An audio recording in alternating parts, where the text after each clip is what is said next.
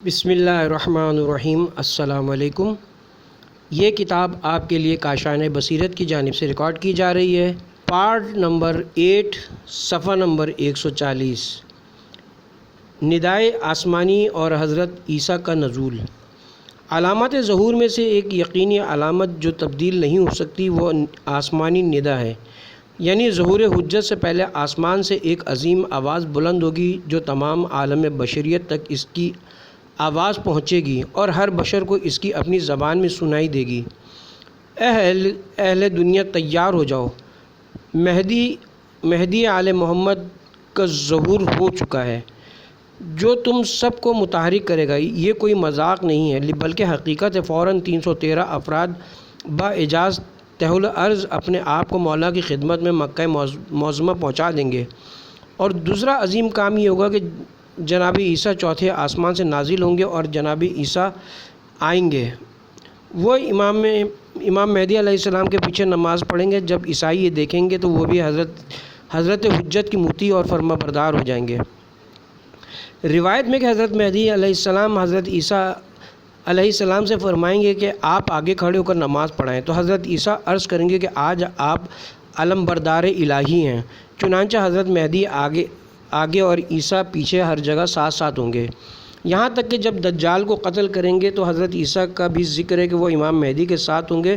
یہ بندہ بشر کے لیے پروردگار عالم کے خاص لطف و کرم کی نشانیاں ہیں کہ لوگ اپنی رضا و رغبت سے امام مہدی کے مطیع اور فرما بردار ہو جائیں گے، کوئی زور یا دباؤ ان پر نہ ہوگا۔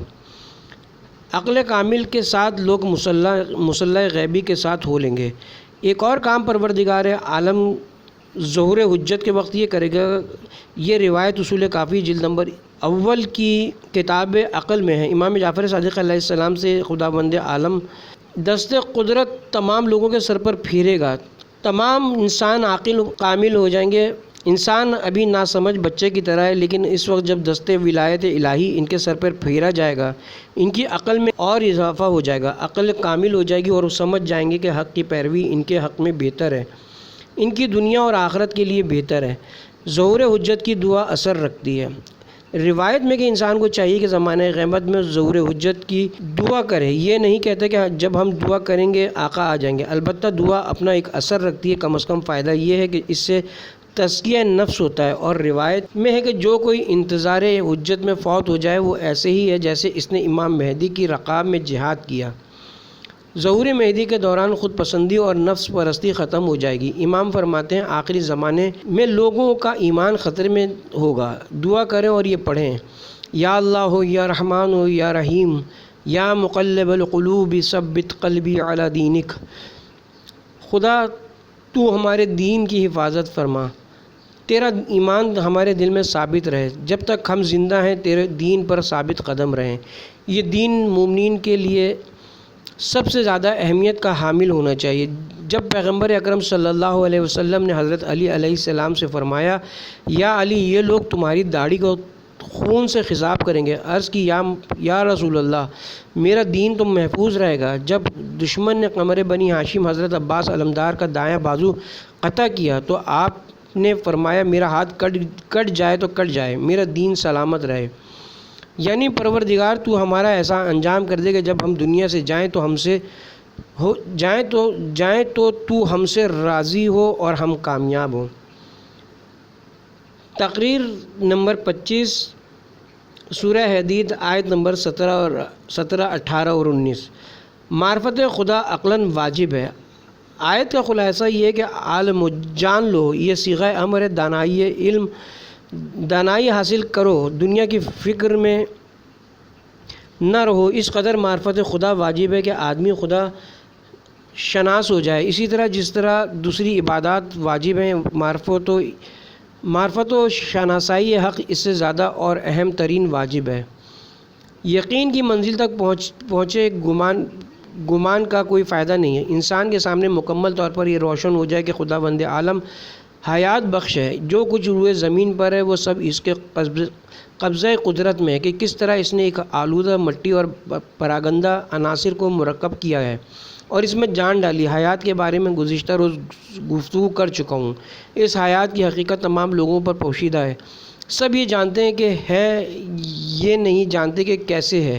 یہ بات عرض کر دی گئی کہ حیات ماورائے طبیعت ہے، یہ حیات مادے پر حاکم اور قادر ہے۔ کھجور کی گٹلی کتنی سخت ہوتی ہے، اگر ہم پتھر سے اس کو چورا کرنا چاہیں تو بڑی زحمت ہوتی ہے، لیکن یہی گٹلی جب زمین میں بوئی جاتی ہے اور اس میں جب مٹی، پانی اور حرارت پہنچے تو اس میں جان پڑ جاتی ہے، اور یہی حیات اس گٹھلی کو شگافتہ کر دیتی ہے۔ وہ گٹھلی جو ایک پتھر سے نہیں ٹوٹ پا رہی تھی، جب اس میں جان ڈالی گئی وہ طاقتور ہو گئی کہ خود بخود اس گٹھلی کو دو حصوں میں تقسیم کر دیا۔ اس کا آدھا حصہ زمین کے اندر رہ جاتا ہے اور آدھا حصہ زمین کو چیر کر باہر آ جاتا ہے۔ یہ طاقت اس میں حیات سے پیدا ہو گئی، اور ہمارے پاس کوئی چارہ نہیں کہ ہم یہ کہیں کہ حیات خدا کی عطا کردہ ہے، ورنہ مادے میں خود قہری طور پر اتنی صلاحیت نہیں ہوتی، بلکہ وہ حیات کا محکوم ہے۔ کسی مردہ شے سے زندہ شے وجود میں نہیں آتی، ایک بے جان مادے سے جان پیدا نہیں ہوتی، اس کے پاس جان ہی نہیں ہے کہ وہ دوسروں کو دے۔ وہ خدا ہے جو عین حیات ہے، خدا ہی ہے جو زندگی کو بناتا ہے یا حیات بخشتا ہے۔ الحی القیوم۔ گزشتہ روز میں نے عرض کیا تھا کہ اس دور کے تمام دانشور سائنسدانوں نے اسی مسئلہ حیات کے سامنے گھٹنے ٹیک دیا، اور وہ یہ کہنے پر مجبور ہو گئے کہ ہمارے پاس اور کوئی چارہ نہیں ہے کہ ہم یہ تسلیم کریں کہ کوئی عالم غیب ہے جو حیات بخشتا ہے۔ مجبوراً غیب پر ایمان لانا پڑے گا، اس لیے کہ حیات کا مادہ سے کوئی تعلق نہیں ہے۔ کچھ بھی ہو یہ ہو سکتا ہے کہ حیات کے لیے ایک سبب مادی قرار دیا ہو۔ صرف اپنے ارادے سے حرکت کرنا یہ قدرت حیات ہے۔ شیخ الرئیس کہتے ہیں جب تک آدمی زندہ ہے وہ جب ارادہ کرے حرکت کر سکتا ہے، اپنی مرضی سے چل پھر سکتا ہے، اپنے بدن کی سہولت سے فائدہ اٹھانا ہے، اس بھاری بدن کو اکیلے جہاں چاہے لے جائے، لیکن جب جسم سے جان نکل جاتی ہے تو ایک یا دو آدمی سے نہیں اٹھا سکتے، بلکہ کم از کم 4 آدمی درکار ہوں گے جو اسے قبر تک لے جائیں۔ یہ وہی بدن ہے جو جب زندہ تھا تو خود اپنے آپ کو آدھے گھنٹے میں دارالرحمہ پہنچا دیتا تھا، کوئی زحمت نہیں ہوتی تھی۔ جانوروں میں سمجھ روح حیوانی کے سبب ہے۔ انسان کے علاوہ جو حیوانات ہیں ان کے شعور اور سمجھ کا تعلق مادے سے نہیں ہوتا، بلکہ اس کا تعلق بھی حیات سے ہوتا ہے۔ یہ حیوان جو ہمارے سامنے ہے اس کا مادہ بھی مٹی ہے، جو گوشت پوست میں تبدیل شدہ ہے۔ پانی اور مٹی کے سبب یہ وجود اس میں آیا ہے۔ ہم دیکھتے ہیں کہ وہ پیدا ہونے سے پہلے مثل خاک تھا، اور جیسے ہی اس میں روح حیات داخل ہوئی ہے تو اس میں شعور اور چالاکی پیدا ہو جاتی ہے، اور وہ اپنا چارہ جوئی میں لگ جاتا ہے۔ ان حیوان کے شعور کا ایک واقعہ سناتا ہوں۔ چوہے کی اصل مٹی ہے، جب وہ خاک تھا تو مخلوق کو پریشان نہیں کر سکتا تھا، لیکن جب اس میں حیات پیدا ہو گئی تو آپ دیکھیں کہ وہ کیا کرشمے دکھاتا ہے۔ ہمارے ایک دوست نقل کرتے ہیں کہ ایک نارنگی کے شربت کا گلاس گھر میں رکھا ہوا تھا۔ وہ کہتے ہیں کہ میں کچھ دیر بعد اس شربت کو پینے گیا تو دیکھا گلاس خالی پڑا ہے اور اس کی جگہ اس میں ریت بھری ہوئی ہے۔ وہ کہتے ہیں کہ میں نے اس گلاس کو دوبارہ شربت سے بھر دیا تاکہ دیکھوں کون پی گیا۔ جب میں نے چھپ کر دیکھا تو پتہ چلا ایک چوہا ہے جو اپنی زبان سے شربت پیتا ہے۔ جب گلاس تھوڑا خالی ہو جاتا ہے تو وہ اپنی دم اس میں ڈال کر اس کو چاٹتا رہتا ہے، اور جب نہ منہ اور نہ دم گلاس کی تہہ تک پہنچ پاتی ہے تو وہ اس میں ریت بھر دیتا ہے تاکہ شربت اوپر آ جائے اور وہ پورا شربت پی لے۔ یہ ہے حیوان کا شعور۔ بندر و بکری اور دہی کا برتن۔ کسی نے بیان کیا کہ ایک صاحب ملک سے باہر کہیں رہتے تھے، انہوں نے ایک بندر اور ایک بکری پالی ہوئی تھی۔ دن میں ان کے گھر میں کوئی نہیں ہوتا تھا، وہ گھر میں تالا لگا کر اپنے کام پر چلے جاتے تھے۔ ایک دن ان کے پاس ایک برتن میں دہی رکھا ہوا تھا۔ انہوں نے اس خیال سے کہ بندر اور بکری دہی نہ کھا لیں، دیوار میں ایک اتنا اونچا چھجا تھا کہ جو بندر اور بکری کی دسترس سے باہر تھا، چنانچہ دہی رکھا اور اپنے سامنے دفتر چلے گئے۔ جب واپس آئے تو کیا دیکھتے ہیں کہ دہی کا برتن خالی ہے، برتن کی تہہ تک دہی چٹا ہوا ہے۔ انہوں نے بکری کو دیکھا تو اس کے منہ کے بالوں پر دہی لگا ہوا تھا۔ انہوں نے سوچا بکری تو اوپر تک نہیں پہنچ سکتی، چنانچہ انہوں نے تحقیق کے لیے دوسرا دہی سے بھرا ہوا برتن اسی مچان پر رکھ دیا اور ظاہر یہ کیا کہ باہر جا رہے ہیں، اور دھوکے سے دروازے کی آڑ سے جھانک کر دیکھتے رہے۔ جب بکری اور بندر نے اطمینان کر لیا کہ گھر میں صاحب خانہ نہیں ہے، اس چالاک بندر نے بکری کی پیٹھ پر ایک ہاتھ مارا اور اس کو ہنکا کر اس دیوار کے نیچے لے گیا جہاں مچان پر دہی رکھا ہوا تھا۔ وہ بکری کی پیٹھ پر کھڑا ہو گیا اور مزے سے دہی کھانے لگا۔ جب دہی ختم ہو گیا تو زبان میں تھوڑا دہی لے کر اس نے بکری کے منہ پر مل دیا تاکہ دہی کھانے کا الزام بکری پر آ جائے، وہ یہ ظاہر کر سکے کہ میں نے نہیں کھایا، بکری نے کھایا ہے۔ دہن آلودہ بھیڑیوں نے یوسف کو نہیں کھایا۔ جان دینا اور لینا خدا کے اختیار میں ہے۔ میرا مطلب یہ کہ یہ چالاکیاں، چارہ جوئیاں، یہ سب عجیب و غریب ہیں، ان کا اس خاک سے کیا تعلق؟ اس جسم سے کوئی ربط نہیں ہے۔ اگر ہوتا تو جان پڑنے سے پہلے یہ حرکتیں کیوں نہیں کرتے؟ اس کے علاوہ اگر کوئی شے ہے جو ان کو حرکت دیتی ہے وہ جان ہے۔ واقعاً اس جان اور اس کے آثار بڑے جان آفرین ہیں۔ خلاصہ یہ تمام آثار اور علامات اس حیات کی بدولت ہیں۔ یہ آنکھیں، یہ کان جب تک جان ہے یہ کام کرتے ہیں۔ یعنی انسان دیکھ بھی سکتا ہے، سن بھی سکتا ہے۔ ادھر جان جسم سے جدا ہوئی نہ دیکھ سکتا ہے اور نہ سن سکتا ہے۔ پس معلوم ہوا یہ بینائی اور شنوائی اسی جان کی مرہون منت ہے۔ اگر اس حرکت کا تعلق بدن سے ہوتا تو آنکھ وہی ہے جو زندگی میں تھی، مرنے کے بعد کام کیوں نہیں کر رہی؟ کیونکہ جان جو یہ کام کراتی تھی وہ جسم سے نکل چکی ہے۔ اس سے زیادہ واضح اور کیا شے ہو سکتی کہ آدمی غور و فکر کرے، یقین پیدا کرے۔ هو الحی لا الہ الا ہو یحیی و یمیت۔ جان دینا اور لینا سب خدا کے اختیار میں۔ کوئی بھی یہ نہیں کہہ سکتا کہ یہ آثار مادے کا کرشمہ ہے۔ چنانچہ شروع سے لے کر آخری زمانے تک تمام سائنسدان سر جوڑ کر جمع ہو جائیں تب بھی وہ ایک مکھی میں جان نہیں ڈال سکتے۔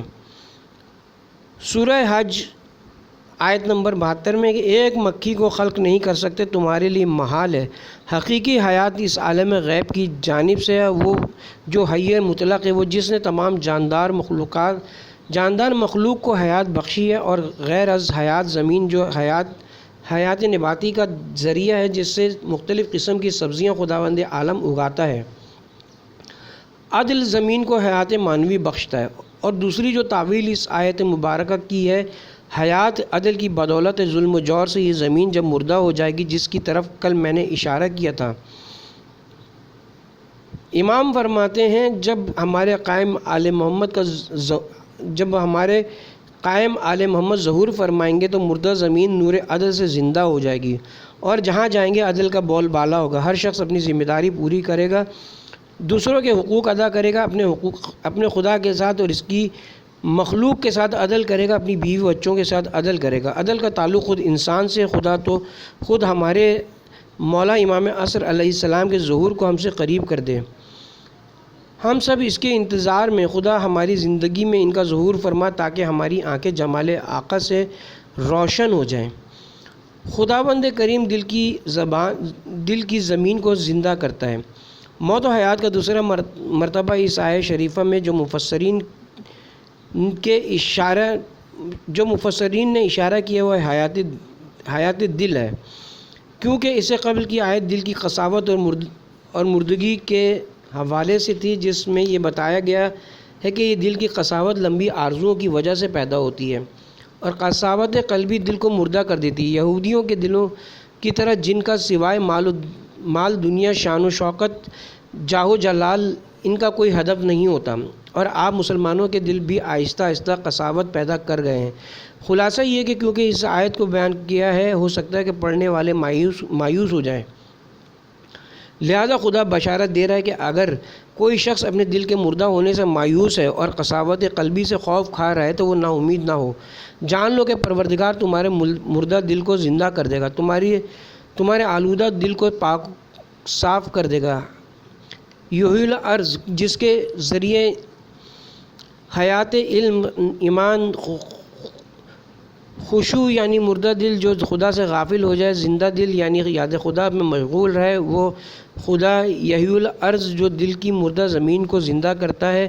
جو کوئی غافل ہے، ایک مرتبہ خدا ایک برق رحمت چمکا کر دل کو زندہ کر دیتا ہے۔ پروردگار اس سے قبل کہ ہمارا دل آگ کے شعلوں کی لپیٹ میں آ جائے، ذلت اور رسوائی کا سامنا کرنا پڑے، ہمارے دل کو خضوع و خشوع عطا فرما، صدقے کے ذریعے آتش جہنم سے نجات حاصل کریں۔ مصدقین اصل میں متصدقین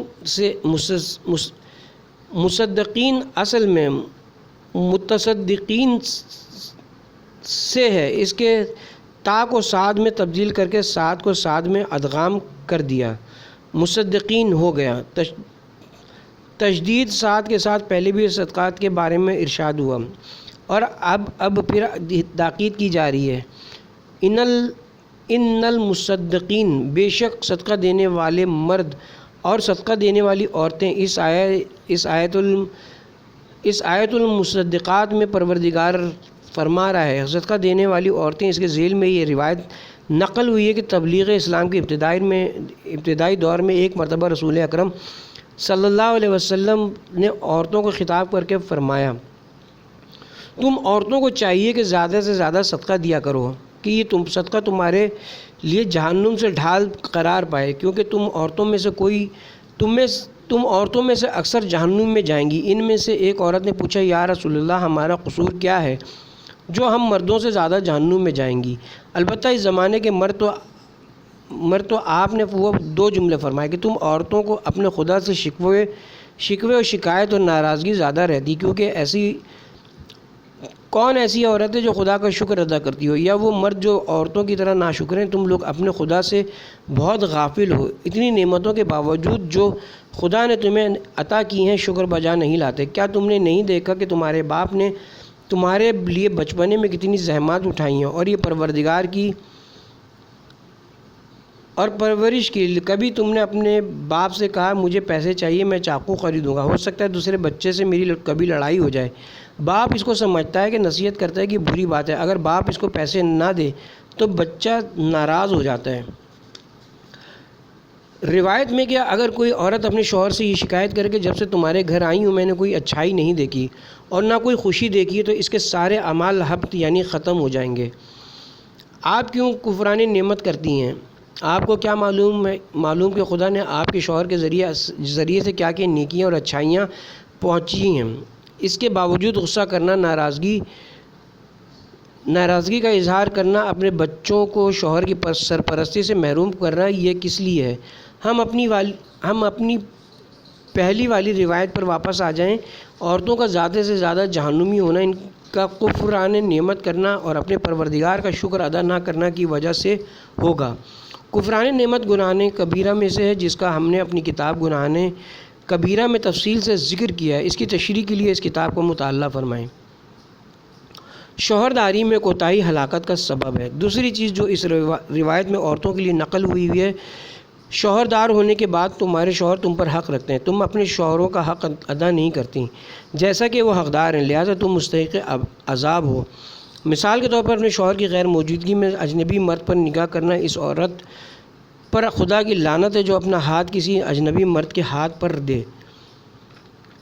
روایت میں کہ جو عورت اپنی آنکھوں کو اپنے شوہر کے علاوہ کسی دوسرے نامحرم کے لیے بنائے سنوارے، قیامت کے دن لوہے کی 2 سلاخیں اس کی آنکھوں میں پیوست کی جائیں گی۔ بہرحال شوہر کے حقوق ادا کرنے چاہیے، اور شوہر کا مال بھی تمہارے ہاتھ میں بطور امانت ہے۔ واہ ہو اس عورت پر جو 1 درہم بھی شوہر کی مرضی کے خلاف خرچ کرے۔ نعوذ باللہ، اگر کسی عورت نے کسی اجنبی کے ساتھ رابطہ پیدا کیا تو اس پر خدا کی لعنت ہو۔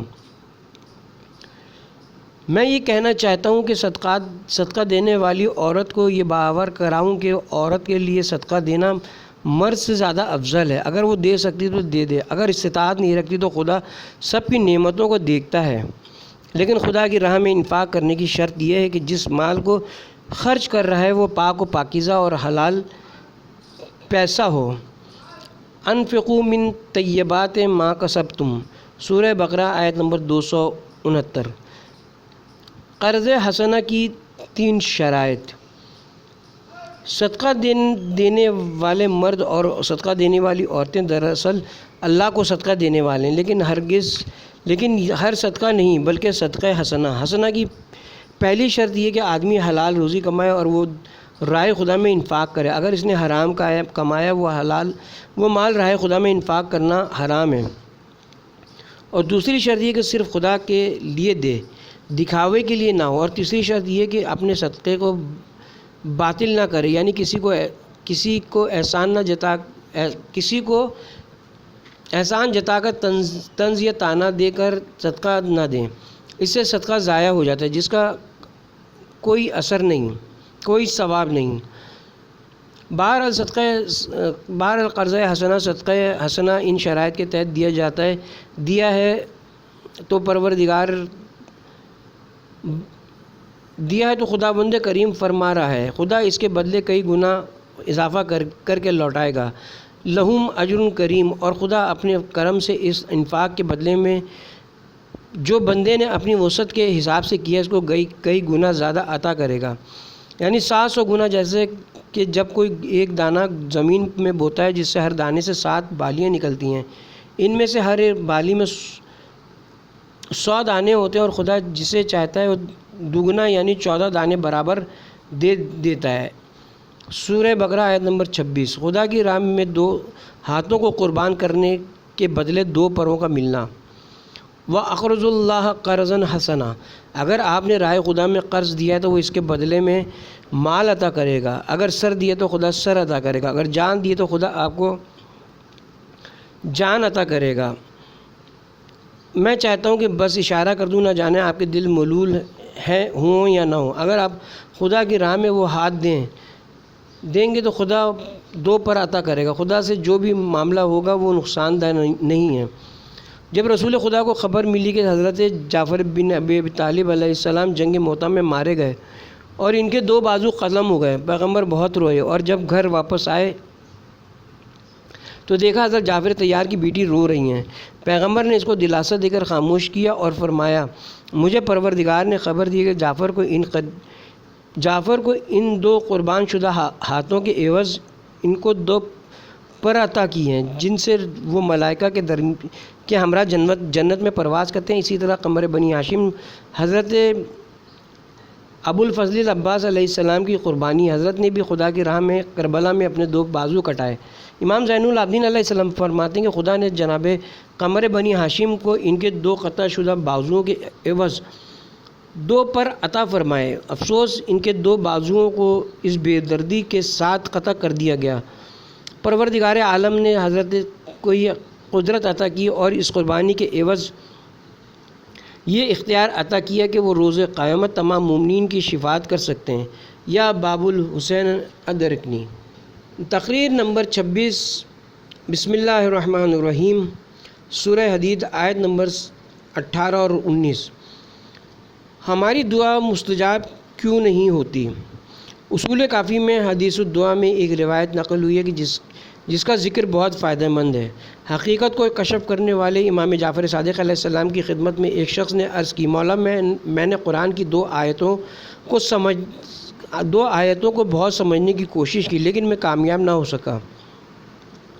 امام نے فرمایا کہ کون سی آیتیں ہیں جس کو تم سمجھ نہ سکے؟ اس نے کہا، پہلی یہ کہ پروردگار عالم نے قرآن میں فرمایا ہے، قال ربک ادعونی استجب لکم، تم مجھے پکارو میں تمہیں جواب دوں گا۔ میں بار بار پکارا لیکن میری دعا مستجاب نہیں ہوئی۔ امام نے فرمایا، آیا تم یہ گمان کرتے ہو کہ پروردگار اپنے وعدے کے نعوذ باللہ خلاف کرتا ہے؟ وعدہ خلافی فعل قبیح ہے، عقلی اور شرعی دونوں طریقوں سے قابل مذمت ہے۔ خدا خود فرماتا ہے، افول بالعہد، جو وعدہ کرو اس کو پورا کرو، تو پھر یہ کیسے ممکن ہے کہ وہ وعدہ وفا نہ کرے اور دعا کو قبول نہ کرے؟ امام نے حیرت کا اظہار فرمایا۔ اس نے کہا، مولا میں جانتا ہوں کہ خدا اپنے وعدے کے خلاف نہیں کرتا۔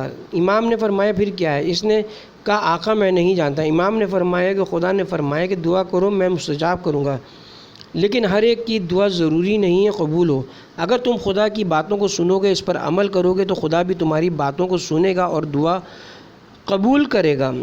انسان خدا کی اطاعت کے لیے تیار نہیں اور وہ چاہتا ہے کہ خدا اس کی اجابت کرے، اس کی دعا کو مستجاب کرے۔ یہ کیسے ہو سکتا ہے؟ اس ضمن میں ایک حدیث قدسی ہے جو ماہ رجب کے حوالے سے ہے۔ پروردگار فرما رہا ہے، میں اس کی بات کو سنوں گا اور اس کی حاجت پوری کروں گا جو میری اطاعت کرے گا۔ اے بندے، اگر کس قدر واجبات تجھ پر سے فوت ہو گئے، تو کس منہ سے اپنے پروردگار سے یا اللہ کہہ کر مخاطب ہے اور اپنی حاجت طلب کر رہا ہے؟ حاجت طلبی کا پہلا قدم اطاعت خدا ہے۔ جب کسی سے واجبات ترک نہ ہو اور وہ حرام میں مبتلا نہ ہو، تب یا اللہ کہنا بجا ہے۔ کوئی گناہ گار عقلاً دعا کرنے کا حقدار نہیں ہے مگر یہ کہ وہ اپنے گناہوں سے توبہ کر لے۔ اس کے بعد امام فرماتے ہیں، عطا من جہت الدعا، کسی نے پوچھا، مولا دعا کب مانگی جائے؟ آپ نے فرمایا، ان مجد اللہ و یبشا و یبسنا ویسنا علی نعمت و شکر لہو. اگر کوئی شخص اپنے رب سے کوئی حاجت طلب کرتا ہے، کوئی شے طلب کرتا ہے، تو پہلے وہ اس کی دی ہوئی نعمات کو شمار کرے اور یہ کہے اے خدا بند کریم، جب میں اپنی ماں کے شکم میں تھا تو نے میری ماں کے ذریعے مجھے دودھ فراہم کیا.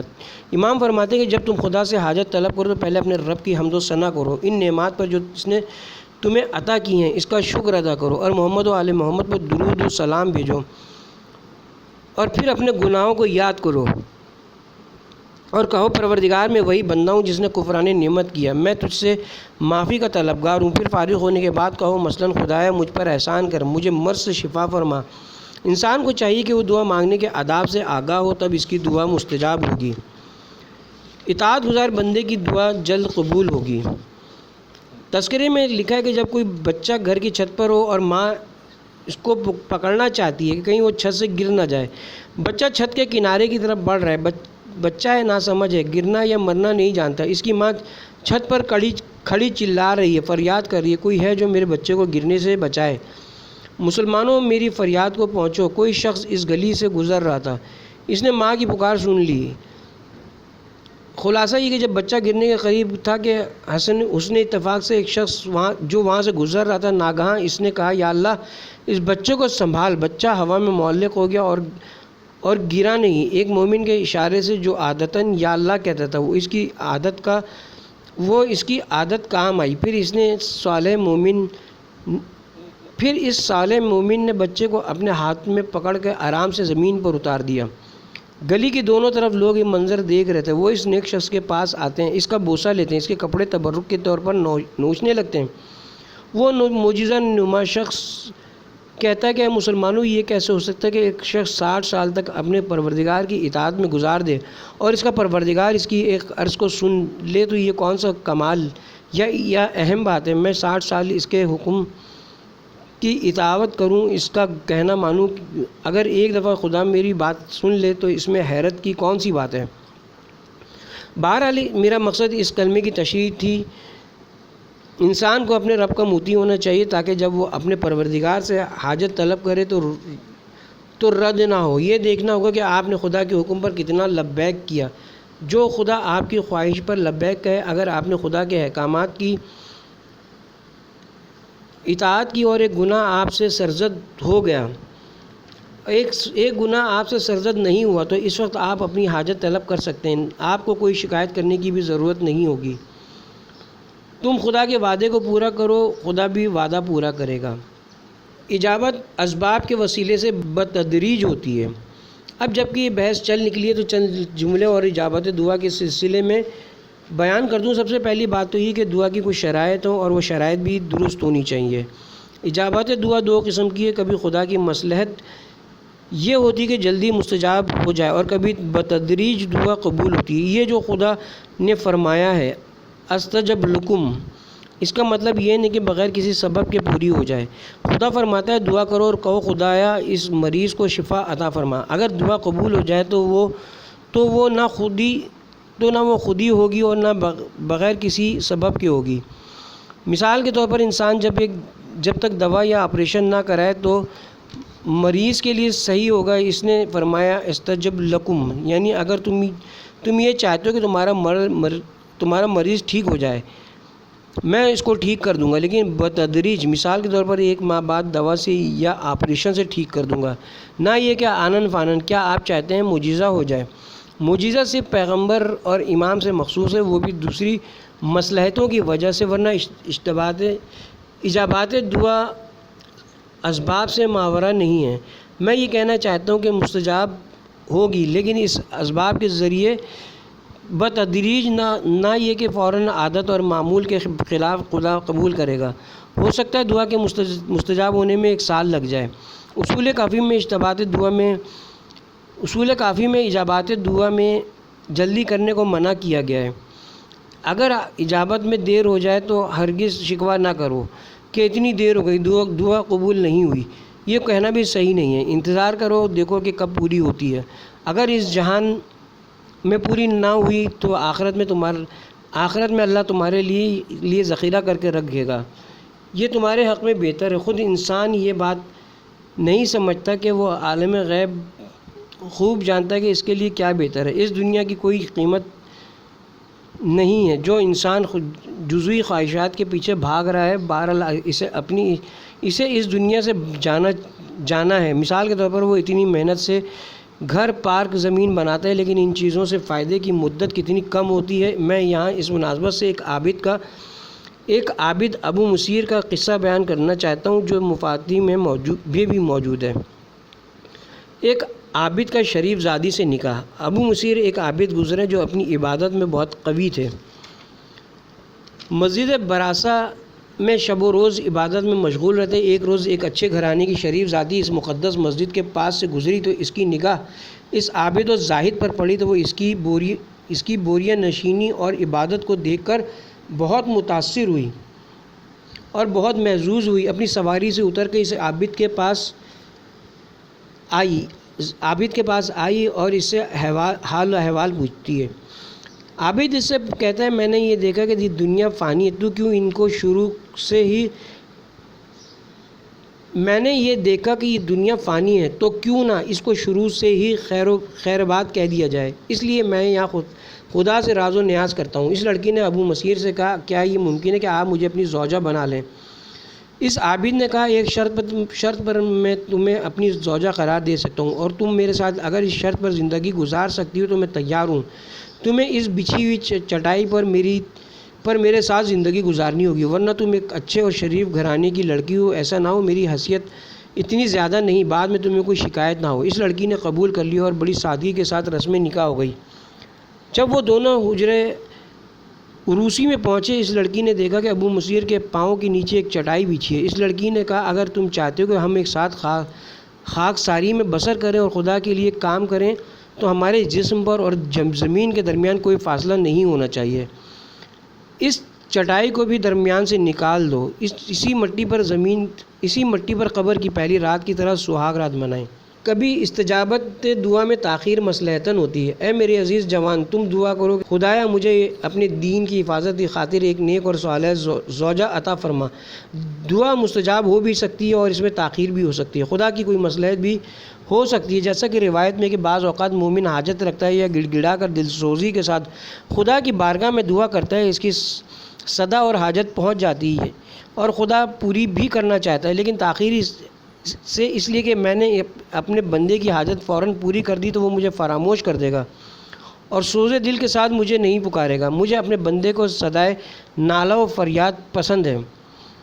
جب تک میرا بندہ سوزے دل کے ساتھ مجھے پکارتا ہے، یا اللہ کہتا رہتا ہے، اور یہ اس کا گریہ اس کے تمام باطنی درد کی دوا ہے۔ اگر میں نے اس کی حاجت رد کی، یہ دوسرے دن مسجد میں نظر نہیں آئے گا، اور خدا نخواستہ خدا آپ میں سے کسی کو لکھ پتی بنا دی تو کیا آپ مسجد میں نظر آئیں گے؟ خدا کے نزدیک مقرب ترین بندہ وہ ہے جو اس کی بارگاہ میں سجدہ ریز ہو، اس کا دل شکستہ ہو، آنکھیں نم ہو۔ یہ نزدیک ترین حالت ہے بندے کی اپنے خدا کی بارگاہ میں۔ آیا یہ تقرب، یہ عظیم سعادت جو خدا نے آپ کو دی ہے، وہ اس کے برابر ہو سکتی ہے کہ خدا نے آپ کو 10 لاکھ روپے عطا کر دیے اور آپ اس سعادت سے محروم ہو جائیں؟ آیا ان پیسوں کی کوئی قیمت ہے اس سعادت کے مقابلے میں؟ اگر آپ اس کی حقیقت کو درک کر لیں تو آپ جواب میں کہیں گے، ہرگز نہیں۔ کامیابی اور اپنی مراد کو پہنچنا انسان کو اور زیادہ متکبر بنا دیتی ہے، انسان کو خدا سے دور کر دیتی ہے، مادی اقدامات غالب آ جاتے ہیں اور انسان کے روحانی اخروی اور الہی قدم رک جاتے ہیں۔ البتہ ظاہری طور پر عادی حاجات میں ناکامی کا سامنا ہوتا ہے، لیکن اس کا باطن رحمت، لطف، فضل، کرم اور ظاہری طور پر گریہ اور آوزاری ہے، لیکن باطنی طور پر خوشی اور شادمانی ہے۔